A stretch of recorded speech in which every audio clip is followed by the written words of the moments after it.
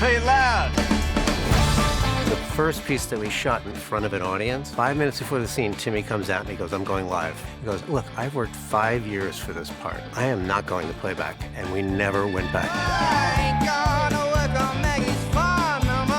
Making music-based films is not the way it used to be. Back in the old days, you would go with a pre-recorded piece of sound and you would play that back. But on this, we do everything 100% live. There's no earpiece, there's no timing mechanism or anything. I've never worked in this unrestricted manner.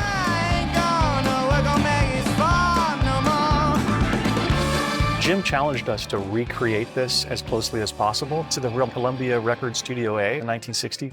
Let's call this Subterranean Homesick Blues.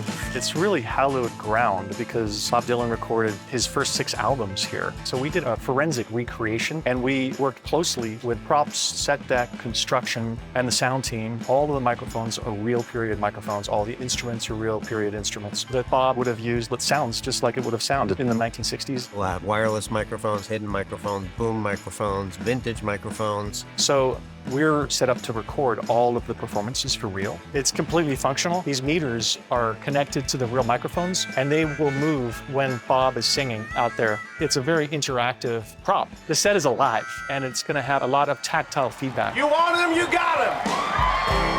The Newport Folk Festival. We filmed this like a live show. We shot the entire show, which was like 4 different music acts, different MCs, dialogue going on in the wings, and every single take was 22 minutes from beginning to end. With 30-something tracks. They have everybody wired, and plus there's scenes that are going on at the same time in the wings. So now I'm recording all of them. It was a live concert. Yeah, and they're different every take, too. This is chaos. You've got to turn it down. Everybody has just been so on board with creating the most real sound that we can possibly do, and that's what we've done on this movie. It's kind of like Bob's album, Freewheelin'.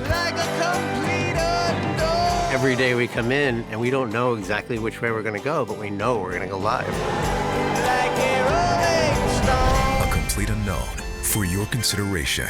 Rated R.